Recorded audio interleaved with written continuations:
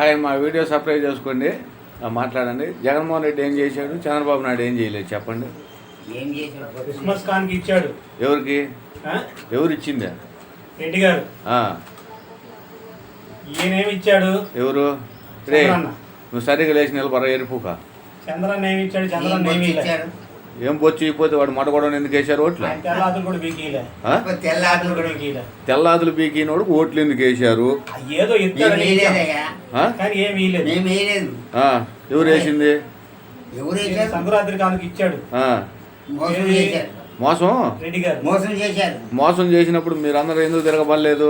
అదే వచ్చింది మాకు, అదే వచ్చింది. ఈసారి ఎమ్మెల్యేలు వస్తారు బజార్లోకి, అది వచ్చిందా ఇది వచ్చిందని కొత్త రాలేండి నాయలు పడదంగి వేస్తావు నువ్వు. ఇచ్చాడా? మరి ఈయనప్పుడు ఎందుకు చంద్రబాబు నాయుడు మామూలుగా ఎందుకు ఇలేదని అడగలేరా మీరు? వేసాడా? మరి ఈయనప్పుడు ఎందుకు అడగలేదు? పీకి భుజాన్ని వేసిండా? పీకి భుజాన్ని వేసిండా?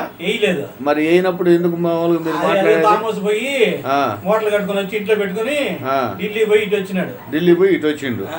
మరి ఇటు వచ్చినప్పుడు మామూలుగా ఢిల్లీ పోయి వచ్చినప్పుడు ఏం చంద్రబాబు నాయుడు మాకు కట్టి మనం అడగకపోయారా? ఏంది ఆయన పెరిగిందా?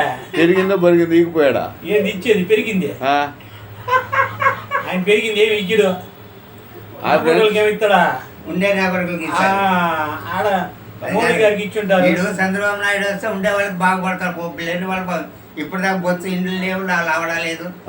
ఏది వాడు ఇండ్లు కట్టినవే ఇప్పుడు దాకా వాడు ఇండ్లు సగం ఇండ్లు కట్టాడు. అప్పుడు ఎన్ని మొత్తం 700-800 ఇండ్లు కట్టించాడు. 7,000 8,000 ఇండ్లు కట్టాడు. అప్పుడు ఆ కట్టినవి ఇంకా చాలా ఉన్నాయి. ఇప్పుడు ఉన్నాయి కూడా తీసేస్తారంట. ఇప్పుడు రాజధానిలో 50 ఎకరాలు ఇచ్చాడు వాళ్ళకి మొత్తం తీసేస్తారు. హాయ్ ఫ్రెండ్స్, ఈ వీడియో లైక్ చేసి షేర్ చేయండి. ఇది వీళ్ళిద్దరిని చూడండి, ఇద్దరు వికలాంగులే వీళ్ళు. చూసి గమనించి వీడియో లైక్ చేసి షేర్ చేయండి. ప్రజల్లో తిరుగుబాటు అనేది ఎట్ట మొదలైందో చంద్రబాబు నాయుడు మీద దీన్ని బట్టి మీకు అర్థమవుతుంది. ఉంటా ఫ్రెండ్స్.